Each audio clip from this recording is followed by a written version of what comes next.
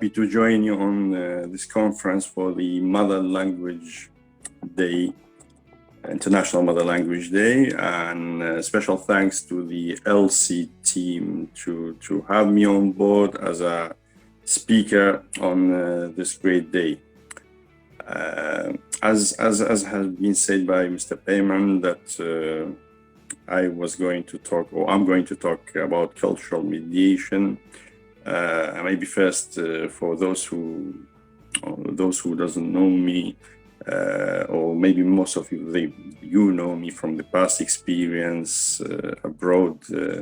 I'm a court accredited interpreter, translator with the quality of linguistic and cultural advisor in Belgium, specifically by the First Instance Court of Brussels.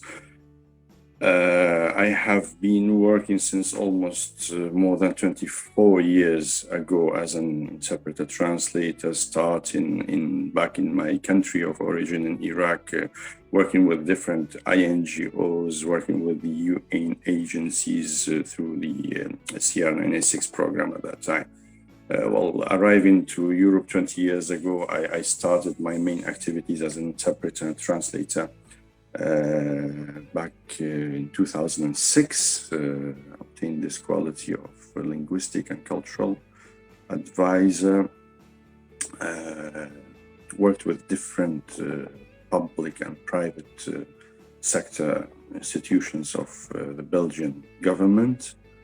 And I can say that, again, abroad, I worked with the famous EASO, now I think it's known as EUAA, through, of course, through the service providers, through the companies.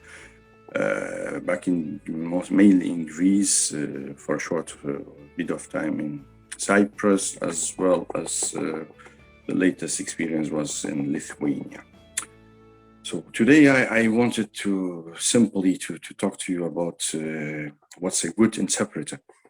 What we call a good interpreter, and what's the difference between an interpreter and a cultural mediator, because I guess this topic had created a lot of confusion for interpreters' assignment, especially through the work with the European Union Asylum Agency, and this created many conflicts, unfortunately, for many colleagues.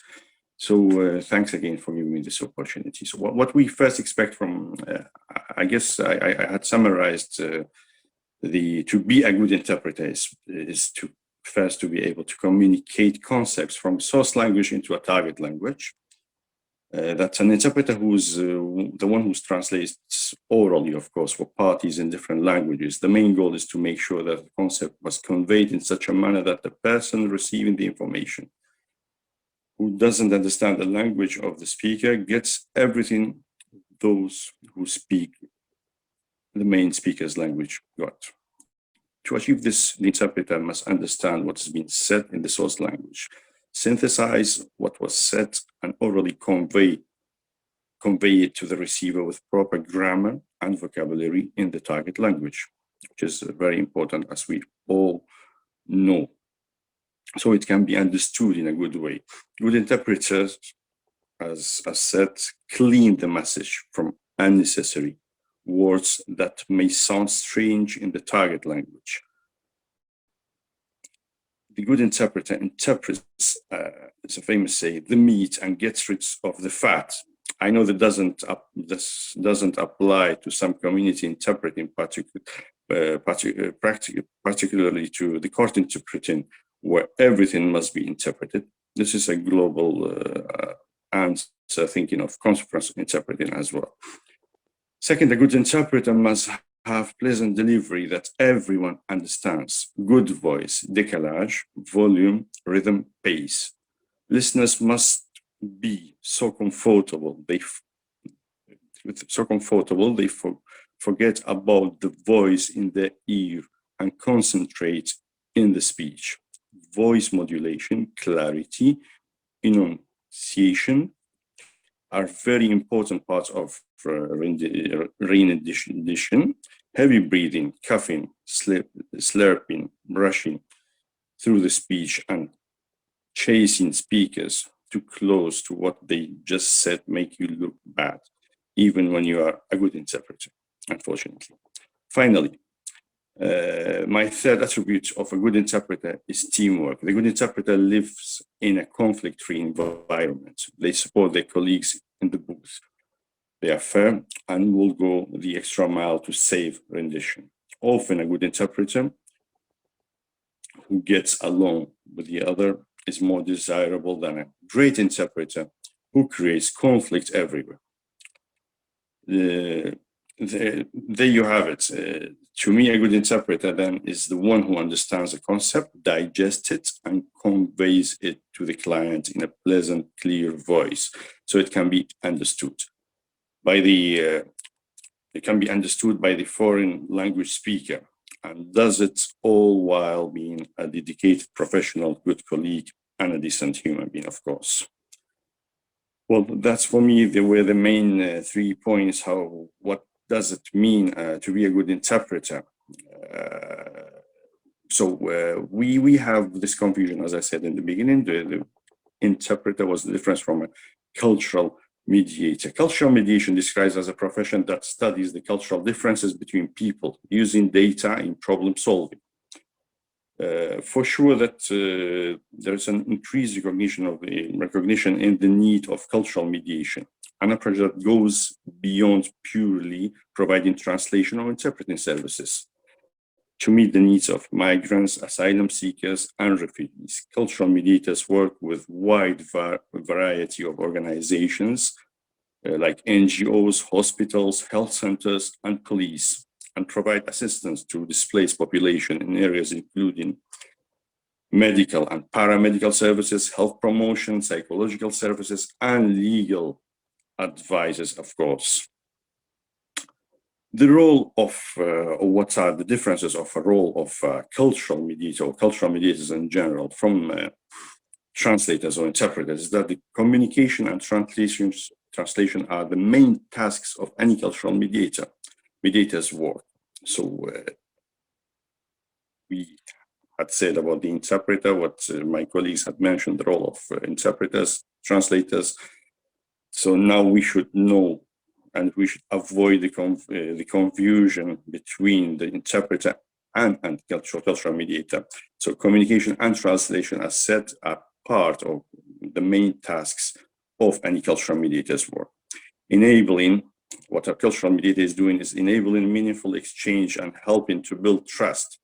The three-way communication that occurs between cultural mediators, their clients, and other team members, such as psychologists, for example, is an extremely important, we call it triangular relationship, which helps beneficiaries to access and benefit from initial services.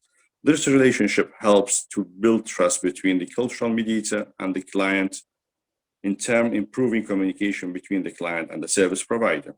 Cultural mediators are often the first point of contact that people have with for example, with mental health services. The mediators are often able to facilitate a more adequate and early understanding of needs and prevent mistakes being made or avoid missed opportunities for timely access to care and services. This initial contact was beneficial in assessing the immediate needs of displaced population, particularly related to acute psychological distress. Certainly, there are emotional and professional challenge through the work of a cultural mediator, because this work is also challenging for the mediators themselves. Why? Because often they are drawn from the refugee community, and many of them have been through similar, often traumatic migration journey and experienced as the people they are trying to support. It's more difficult, therefore, for them to establish a proper, objective, and professional distance. Where they have been through a difficult asylum process themselves, they can be unsure if or how they should share their experiences with their clients. They are sometimes accused of bias or are asked to lie or conceal information, which puts them in a very difficult position. I think many of us has gone through situations like that, and it was really critical and difficult to manage. Nevertheless, it adds to your professional experience and build you or make you more stronger. So not just to cut it short and not to go to, because if we go more to details, I have a long need more time, and well, I don't want the subject to be boring to you, but with familiarity with the experiences, they provide the reassurance for clients. The shared experience between cultural mediators and those whom they assist make their work emotionally challenging, and the risks for them of vicarious trauma and burnout are extremely high. Cultural mediators may adopt personal coping strategies, but well-integrated psychological support and supervision are necessary to fully protect cultural mediators, particularly those exposed to extremely sensitive issues around mental health, violence, or torture. Regular meetings between cultural mediators and their counterpart colleagues, such as psychologists, physiotherapists, or clinicians, need to take place before and after. This is very important, the before and after interaction with clients. However, as many cultural mediators do not work full-time or maybe work with different organizations simultaneously, such meetings can be challenging to attend. In addition, this precocious employment status adds further to the challenge they face. So I hope it was a clear image to what real cultural mediator is doing. Though it's, I don't know in UK, but in Europe, I know that there is no any legal setup or legal framework to recognize a cultural mediator as a job. So it's not really, judicially speaking, is protected like interpreter's job. So this makes the challenge for cultural mediation even more. And this I have seen through, unfortunately, with my, I say it again, unfortunately, my experience with working with the EUAA or the former EASO, that this had been abused by the service providers, because they were writing in the agreement with the interpreters that you are an interpreter / cultural mediator. So that was really challenging and creating, I can say, on daily basis, various problems and conflicts for colleagues, because, okay, now you can talk with the applicant while I'm here. You have listened to these kind of sentences repetitively, but in my absence, you don't have the right to talk to anyone, or you don't have to address even to say hello or good morning or good afternoon or whatever. So that made the job, especially for our colleagues in the first receptions, what we were calling it in Greece, Cyprus, Lithuania, and those areas as first reception centers, or the camps of refugees, made it very difficult, because they could use it against you at any time, accusing you of building personal relationships with the applicants, accusing you of different matters, while it should have been totally the opposite, that you are a cultural mediator, then you are, as been explained theoretically before, you are the first line, you are the first person to be spoken or to be talked to, because you are the one to understand the problem. You are not there just literally to make interpretation or translation. You are there to help those people. You are part of the triangular relationship that make this cross interaction between culture and society. So this was, as you have faced, many of you, a big challenge. You never know what's your role. I had my last experience in Lithuania. One of our best interpreters in the team got an issue with that the camp, whatever called EASO field, whatever assistant or officer, made a big issue with that the guy is talking to the applicants, that the guy is saying things from himself, because simply this person, this employee, didn't know what does it mean to be an interpreter and a cultural mediator at the same time, which I, in my position as responsible of the teams, was obliged to talk officially with the company, with the service provider, and the agency or EASO to ask them to define the role of the people. If you want them just to interpret what's said between people, or to do their roles as a cultural mediator at the same time as it was written in their agreement with the agencies. I hope I gave a clear image. Maybe last point I don't know if you have still time, is to add one point about the relationship between interpreters and the agencies, which is very important to hire for the sake of the job, for the sake of the agency and the interpreter, quality interpreters, and not only, with all my respect to everyone, language speakers, because we have seen in our past experiences that we were not considered really in our job. That was one of the main reasons that made many professionals unhappy and leave the board at the end of the day, one of them including myself, that bringing people who have just a poor knowledge, sometimes even of the source, and unfortunately as well as the target languages,